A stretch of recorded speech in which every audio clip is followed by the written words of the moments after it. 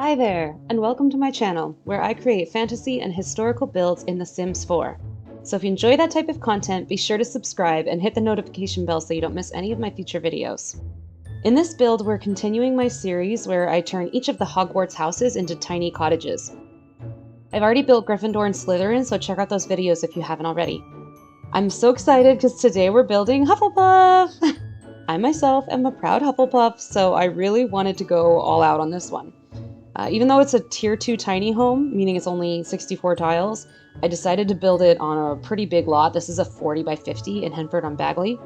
And I figured if any of the houses would have a farm, like complete with animals, it would be the Hufflepuffs. They value dedication and fair play and hard work, and farms are definitely a lot of work, so that just made sense to me.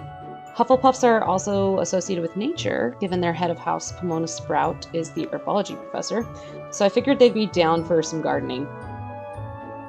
So because I decided to build this one on such a large lot, I wanted to kind of beef it up and make it look quite a bit larger than it really is. And I did that by using one of my tiny home tricks, which you're going to see here. And that basically involves building a room but leaving one wall empty, or just deleting one of the walls, and then building that wall separately and then moving it into place. When you do this, the game doesn't recognize that part of the build as an actual room, and if you delete the floor from it, then it really is considered just standalone walls. But you can still place tiles there, and if you add enough lighting to kind of get rid of the funky outdoorish lighting, then those spaces are functional. I mean, you can put things in there, your sim could live in there, but I'm not crazy about the lighting, and then I also didn't want to cheat too bad. So I keep the tiny home, like the actual livable portion, to the 64 tiles on the second floor. So one of my favorite objects in the game ever since Cottage Living came out are these roof beams, and they are so incredibly versatile, but I love to use them to kind of hide weird trims or just to kind of keep colors consistent, because I really wanted all the wood swatches on this build to be a very warm, almost reddish orangey color. They work really great for hiding anything that you don't really like or that doesn't match the rest of your build. Okay, so we're about to kind of skip ahead and you're gonna just magically see this beautiful door here. Rest in peace. Oh, this door causes me so much heartache. I'm not going to go into details, but basically this door kept causing my game to crash, and it took me a really long time to figure out that the door was the culprit. And I wish I could explain to you or understand why, but once I deleted this door and that window covering, which both use the same object, no problems, no crashing, lot runs fine. Similarly, these logs that I have lining the pathway, they ended up having to be deleted as well. They weren't causing crashing, but they were just obstructing the Sim's path no matter what I tried. So apologies. The round door and the logs, you'll see them throughout this build, but they're not going to be in the lot when you download it. So apologies for that. So moving on, now we're working on the barn, and I need to give a shout out to Sadie Sims because I'm following her tutorial on how to build custom barns. So I'll link her video tutorial down in the description box below. Please give that a watch. It's a really awesome tutorial. She just explains everything very clearly. But basically the premise is that you build basements below where you want your barns to be. And then any objects that you're gonna place, in and around your barn, you place them in the basement and then elevate them to the ground floor level. You're gonna see that they're black and they look weird, but to get rid of that, you just move the rooms like this to kind of get rid of the basement rooms. All right, so here, this also is an idea I got from Sadie Sims, but I do believe she got it from someone else. I can't remember who, but essentially, if you size down the bathtubs, they fill up with water, which is pretty awesome. So I used that to make a water trough. So like I was saying before, since Hufflepuffs are kind of associated with plants, and anytime we hear about the Hufflepuff common room being described, they talk about it having just tons of cool magical plants down there. And so I wanted the lot to just feel very lush, lots of flowers, like around the pond I have a ton of plants. So there's a ton of landscaping in this build, and I show maybe 5% of it. Otherwise this video would be infinitely long. But basically my tactic for landscaping is I pick like 7 to 10 plants that I really like, that go well together, that have colors that kind of match.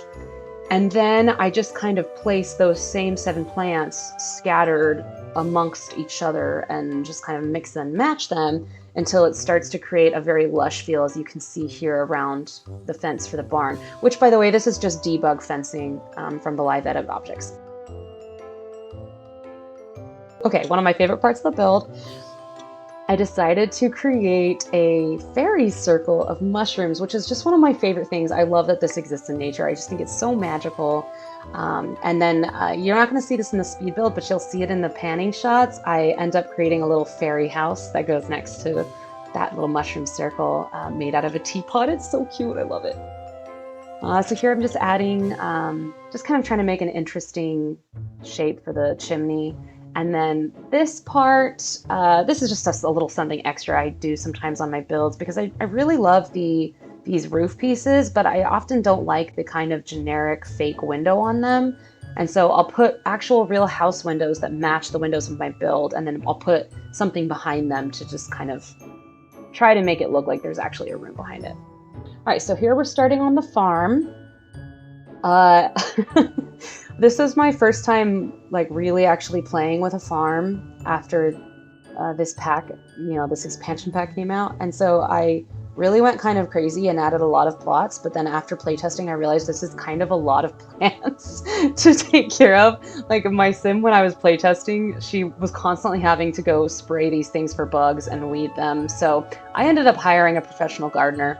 Highly recommend that if you are someone who actively plays and you decide to download this build, or just maybe delete some of them, or just don't plant in all of them. I don't know, up to you. So this is just an example of how I like to do terrain paint, especially for areas that I want to kind of look muddy and like they've been traversed a lot. The trick is to really just use a bunch of different colors and just try to kind of create a mottled look. Okay, so what I'm doing here is I'm using the tool mod to create a trough, like a feeding trough. I wish they'd given us one in the game. I really feel like they should have, but they didn't. So I made one using planters and then these little, I don't know what these are, bone dust? I think it's bone dust, but it was the closest thing I could find that kind of looked like, ground up hay or something. All right, so this is just another little small snippet showing kind of my process for landscaping. It's very similar to what you saw before, just mixing and matching those same few plants. And then, something I love to do that I highly recommend is especially if you're going to have like mirror image plants, just select them all, clone them with the tool mod, and then gravity drag them to where you want them to go. It just saves a lot of time from having to replace all the same plants over again.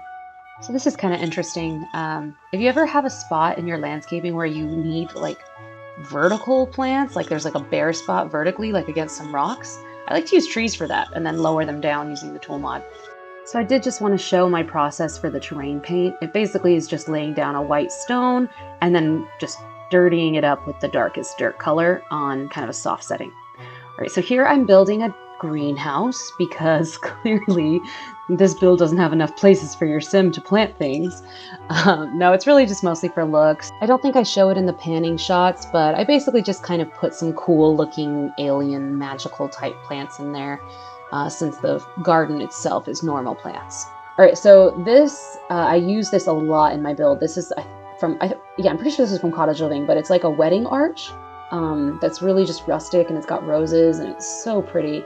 And I use it a lot to kind of cover all the entranceways and on some of the windows. And I also create a little flower tunnel through that little tunnel there by using a bunch of those archways throughout there.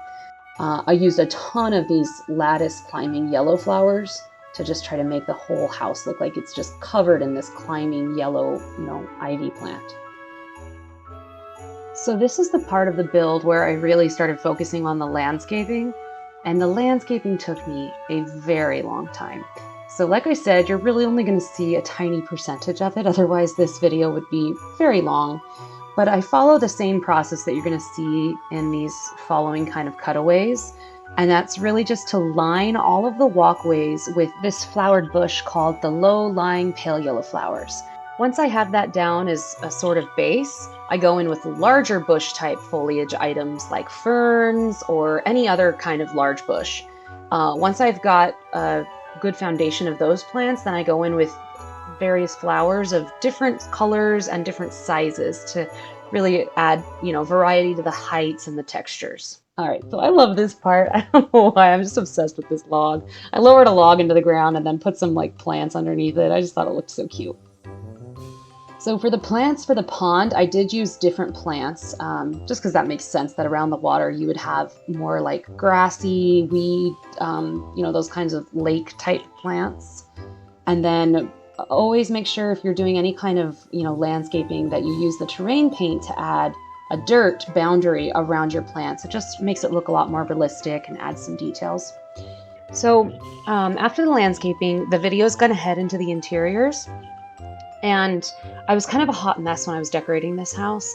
I was all over the place and just jumping from room to room. And when I was trying to edit the footage, it really didn't make sense. So I ended up doing a stop motion for the interior.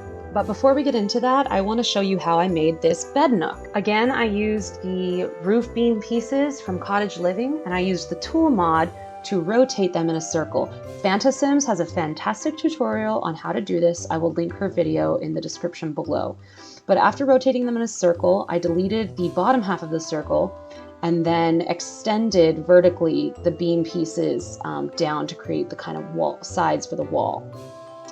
Then I used a vertical beam piece and did the same process, moving it in a circle. Now, I just want to mention that whenever you're using objects like this, you need to make sure that when the objects are standing upright, that they are angled in such a position that the footpath is not going to obstruct your sim's motion. Otherwise, the bed won't be functional. So once I had all the pieces arranged the way I wanted them, I just did a quick check to make sure they fit, and then I elevated and copied the vertical pieces to kind of fill out the sides of the bed nook, and then I moved the whole thing into the room and saved it as a room so that I could place it in my house. So that brings us to the stop motion and the panning shots, which means that's it from me on this video. But thanks so much for watching, and I hope you enjoy!